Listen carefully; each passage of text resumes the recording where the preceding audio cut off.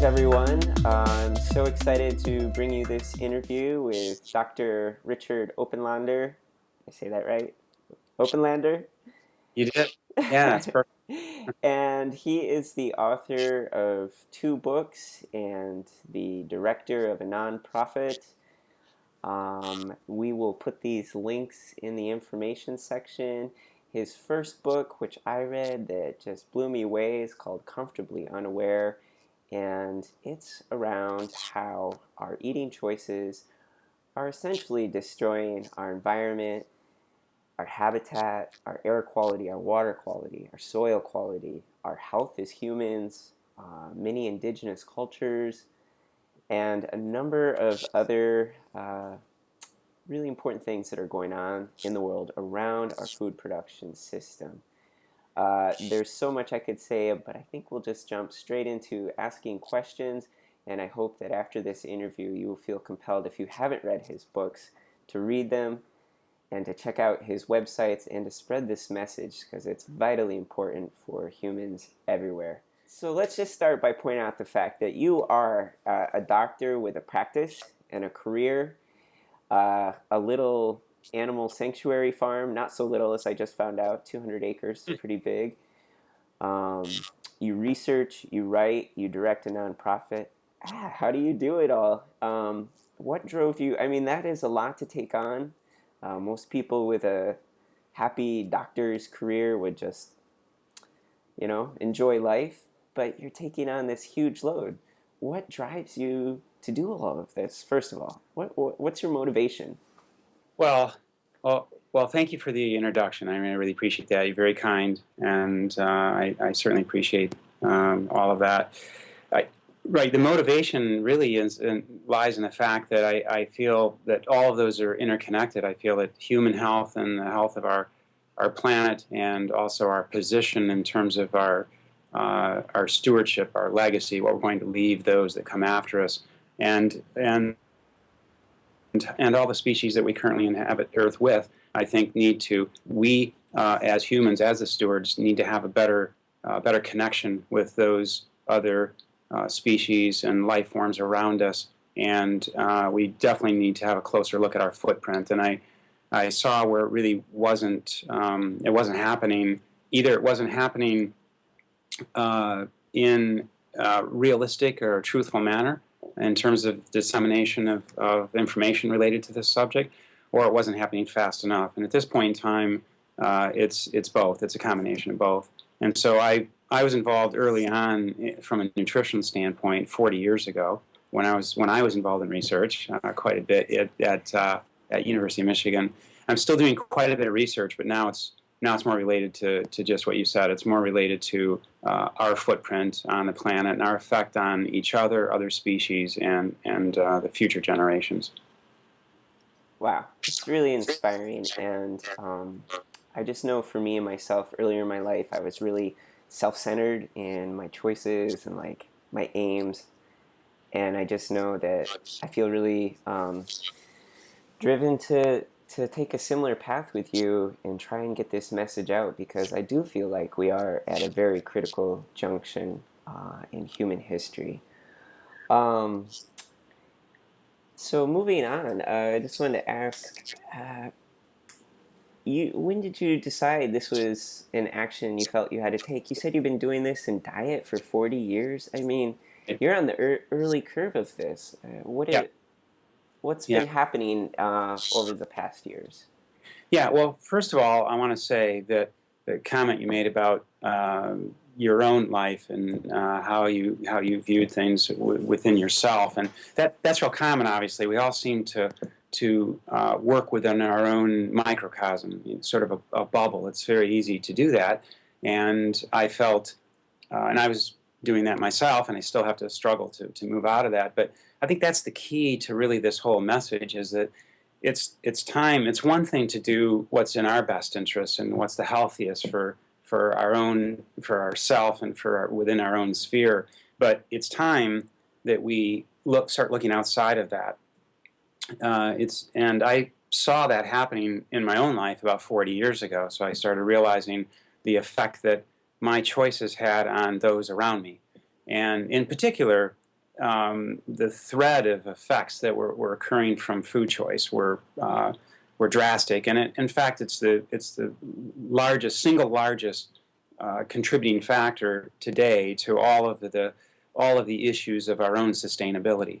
And it's the issue is that we just, as individuals, we just don't realize that yet in a global sense. And the ones that do realize this aren't really, they're not doing something about it in a strong enough, a quick enough manner according to the timelines we're on. So I saw this happening earlier on. First, I began to understand the relationship of diet and food choice with my own, again, within my own microcosm for myself, and how it was affecting me. And then I started seeing how behind the scenes, as I continued researching, how the origins of these food choices and the effect it had on our environment, and also on the animals themselves. And when I speak about animals, I typically will talk broadly about not only domesticated animals but wild animals. And so at that time, I started realizing that I needed to do something in a greater sense for dissemination of reality and truth about this subject. And then it was about 10 years ago, or maybe 15 now, it was about, I don't know, maybe in the early 90s, I realized that those with platforms of influence, I mean major influence, that can make a difference, authors, researchers that have influence upon funding institutions, politicians, our political leaders, as well as celebrities. Those of influence were actually not only not disseminating the correct message about our footprint and food choice, but they were going in the other direction, providing us information that would take us away from sustainability into a zone that I refer to as pseudo-sustainability. And we can go over a number of names, but one of them in particular was Michael Pollan, where, as you know, he has just a tremendous amount of influence, voted one of the most 100 influential people in the world by Time magazine a few years ago. And so that type of message about eating local and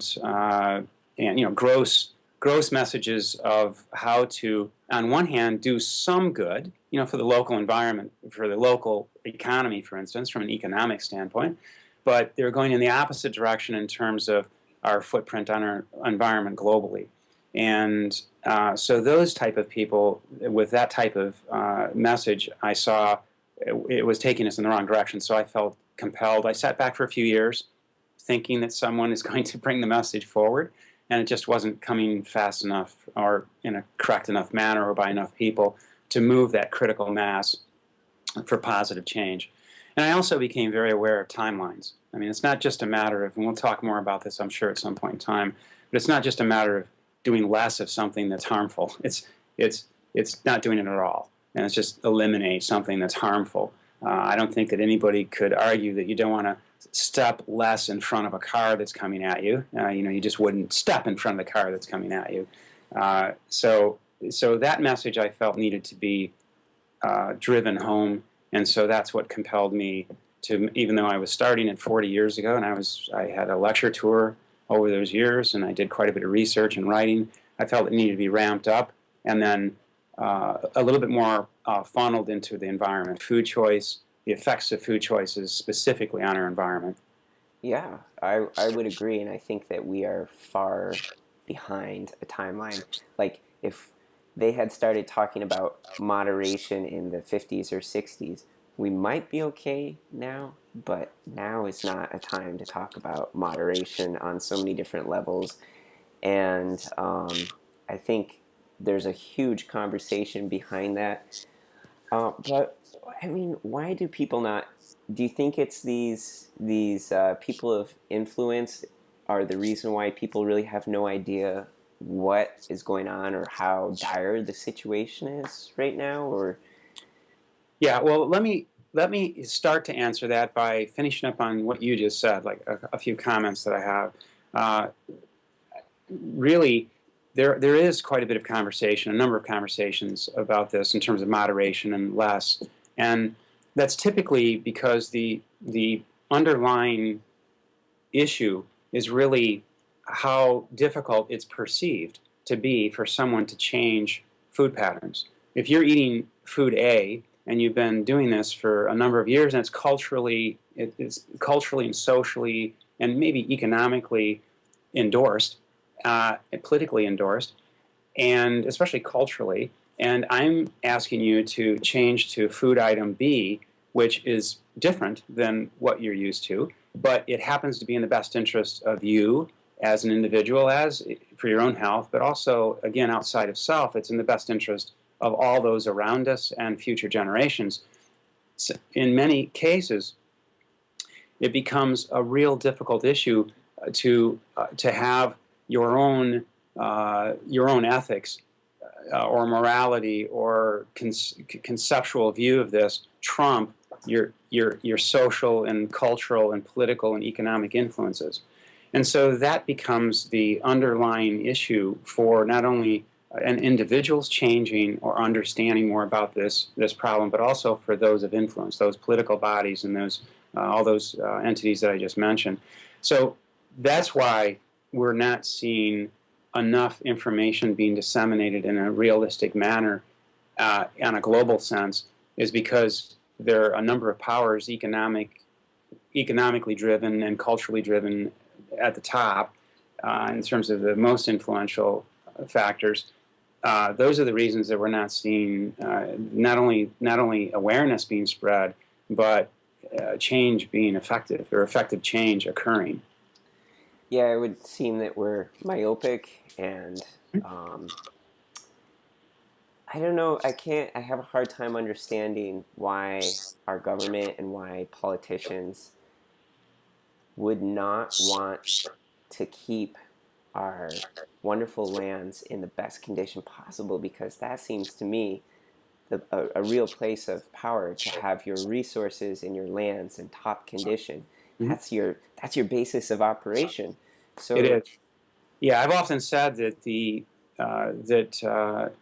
strength of a nation, let alone community and region, but the strength of a nation very soon will be measured in the strength of its sustainable systems, not by any other measure. absolutely. And